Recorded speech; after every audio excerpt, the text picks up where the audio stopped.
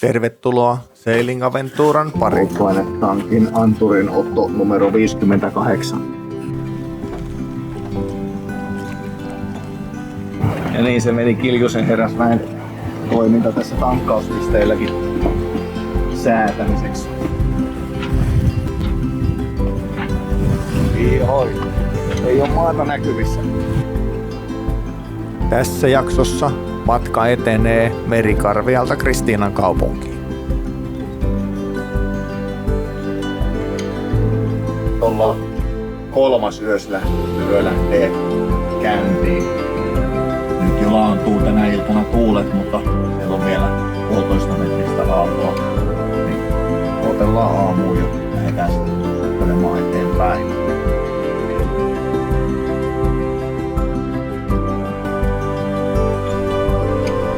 Niin kuin varmasti muistatte, edellisessä jaksossa saavuimme Merikarvialle. Merikarvialla saatiin veneeseen ensimmäiset vieraat. Nuoruuden ystäväni Juha perheineen kävi tutustumassa veneeseen ja pääsimme Juhan kanssa vaihtamaan kuulumisia vähän reilumman tauon jälkeen. Taisi viime kohtaamisesta olla reilu 10 vuotta.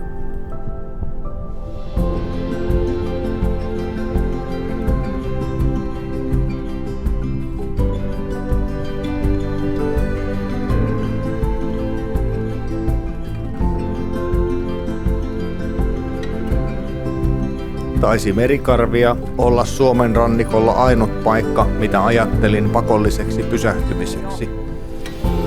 Muuten matkasuunnitelma eli olosuhteiden mukaan.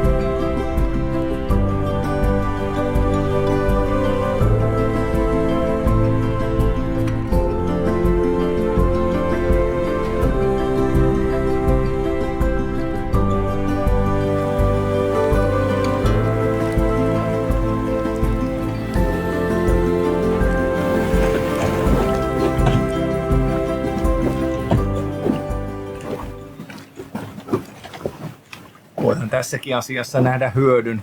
Onhan tää hyödyllistä liikuntaa. Ja niin se meni Kiljusen Herrasväen toiminta tässä tankkauspisteilläkin säätämiseksi. Eli Merikarvian tankkauspisteelle niin 2,2 metriä asti menin niin, että perä oli 2,2 metrin kohdalla. Kaikuanturin mukaan niin en uskaltanut mennä, oli vielä varmaan vajaan 10 metriä tonne tankkauspisteelle ja koko ajan matalinoitu, niin en uskaltanut mennä perille asti, niin ei se auta kuin tankkailla tälleen kantodieselillä 12 litraa kerrallaan. Ja meidän tankkihan on 140 litraa. No, ei me tarvita ihan täyteen sitä, me voidaan tankata seuraavassa pisteessä täyteen, mutta kunhan nyt pari rundia tehdään, niin päästään sitten varmasti Kristiinan kaupunkiin. Ja lusikalla aukeaa tankin korkki.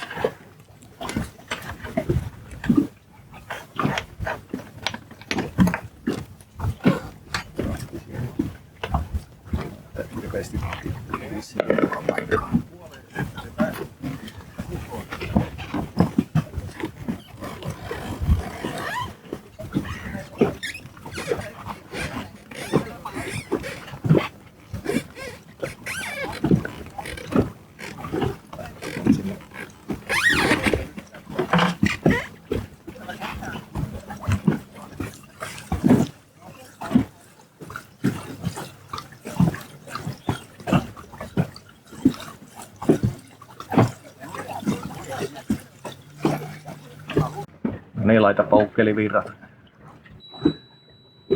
Otellaan.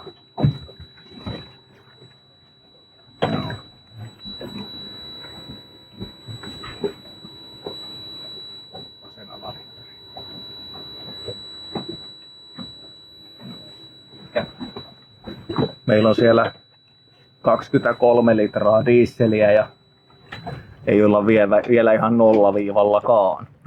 Elikkä tiedetään jatkoa ajatellen, että ei se polttoaine lopu, vaikka ollaan nollaviivalla. Ja niin se vaan sumu hiipi kehiin, kun piti lähteä matkaan.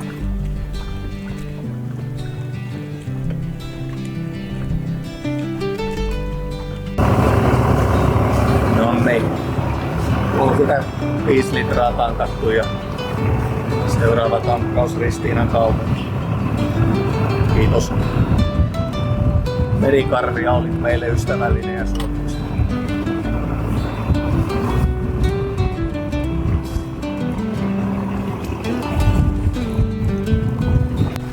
Ensimmäinen rysä pongattu. Niitä tässä loppumatkalla näkyi muutamia. Autopilotti ohjasi tässä päin mäntyä, vaikkei mäntyä näkynyt mailla eikä halmeilla, mutta oli aika ohjata käsin. Tähän kohtaan on hyvä esittää kiitokset katselusta, ja jos olet kanavan tilaaja, erityiskiitos. Olen kiitollinen jokaisesta katselusta ja tilaajasta. Lähestymmekin hitaasti, mutta varmasti maagista tonnin rajaa. Jos kesälomatoiveeni menee läpi, niin kaudella 26kin aikaa vietämme veneellä kyllä. Tässä kohtaa mietin sumutorven käyttöä.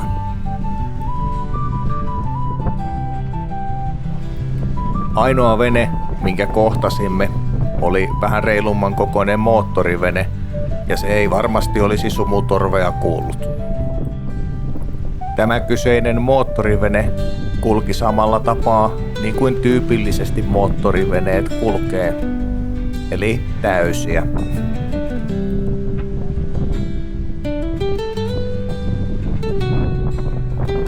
Onneksi näkyvyyttä oli kumminkin sen verran, että kerkee reagoimaan muuhun liikenteeseen. Ihoi, ei ole maata näkyvissä. Niin saatanasti sumua.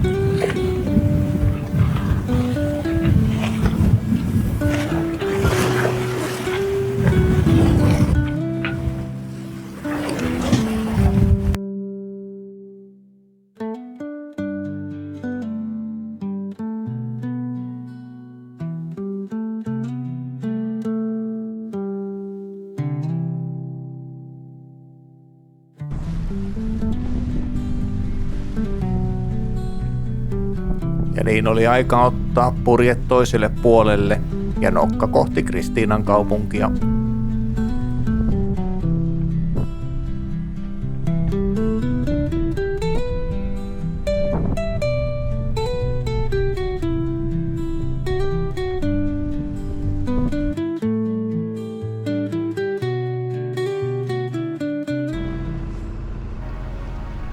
Harmillisesti on jäänyt jonnekin kuvamateriaalia Kristiinan kaupungin edustalla olevan kapean väylän purjehtimisesta. Siinä mielestäni onnistuin hienosti vastatuuleen tulemaan. Mutta kun siitä ei ole todisteita, niin jääköön kalavaleeksi.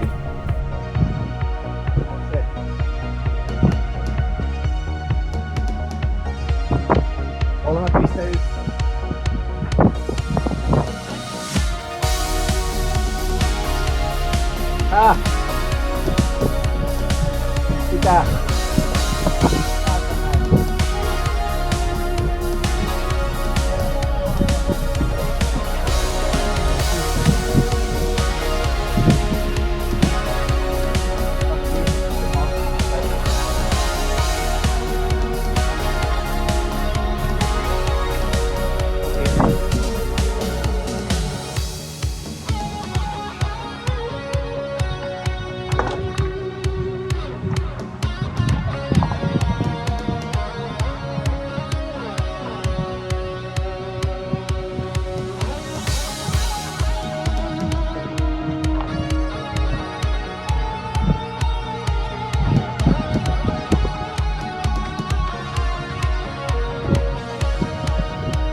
Katsotaanpa kuinka kiljusmaiseen tyyliin saadaan tämä kantaantulo maaliin.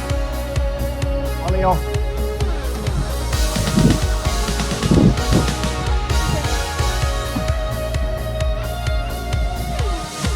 Ja niinhän siinä kävi, että köysi jäi lyhyeksi. Ei kun uudestaan.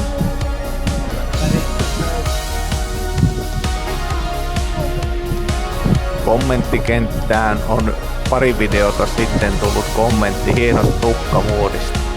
Tässä sitä nyt esitellään oikein parhaimmillaan. hisuskumi paistaa ja elämä hymyilee.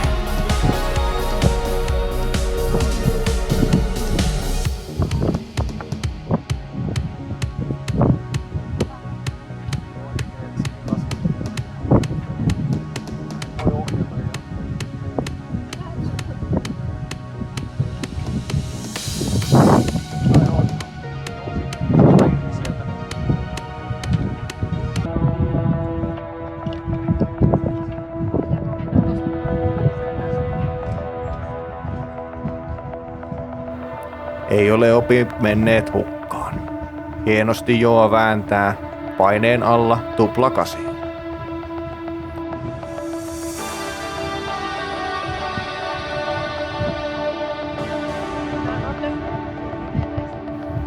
Ja kerkee rennosti vielä vähän neuvomaisiakin.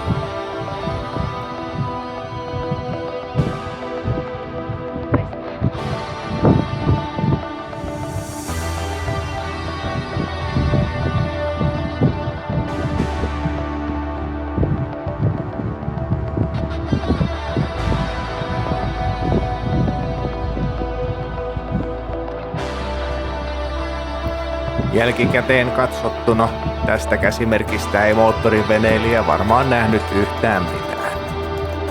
Mutta kiitos kanssaveneilijälle kärsivällisyydestä.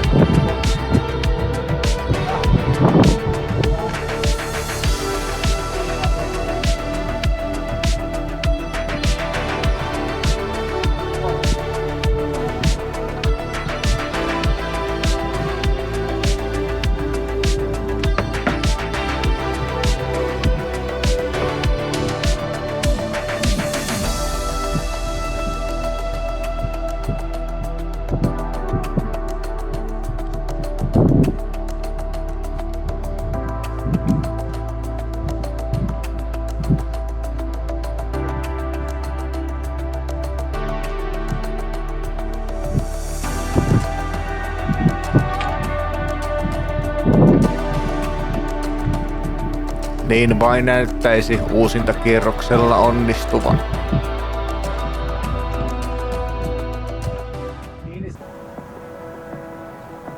Seuraavana päivänä tutkittiin Kristiinan kaupunkia aurinkoisessa ja tuulisessa säässä.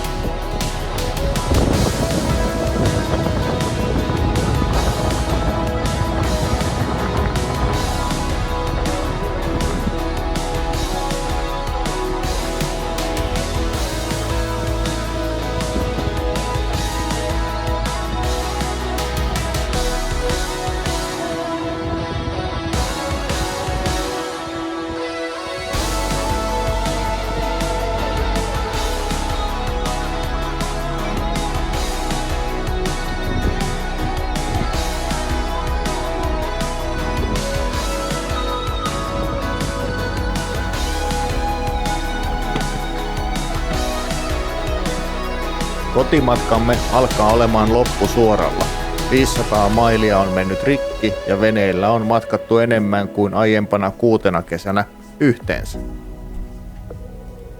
Uusia asioita on opittu ja olosuhteisiin on mukauduttu hienosti. Polttoainetankin anturin otto numero 58. Tätä nyt on säädetty pari kertaa ja ollaan varmuudella tankattu sinne 80 litraa ja ajettu vaan pari tuntia. Niin vieläkin se näyttää nollaa. nyt säädettiin uudestaan ja todellisuudessa niin meillä on varmaan 5 senttiä varaa, eli on täystankki.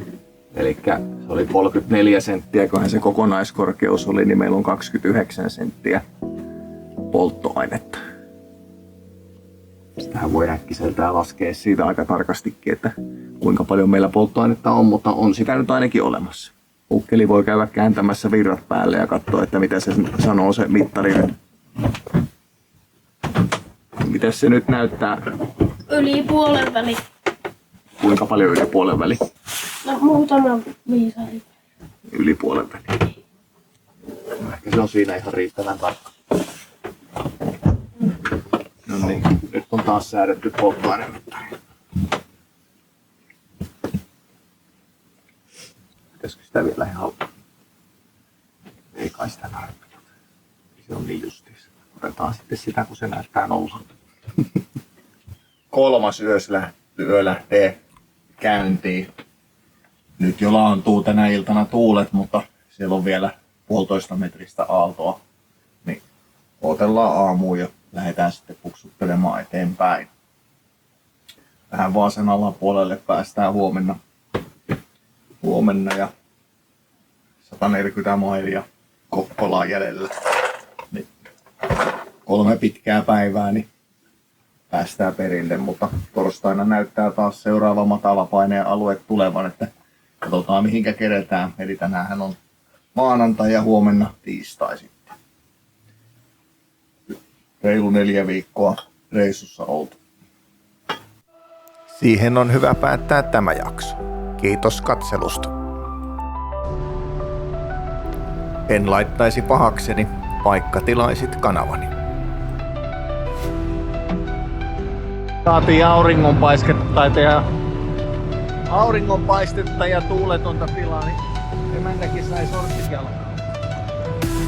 Minä sain keppiviidakon. Päivän loppuvasta.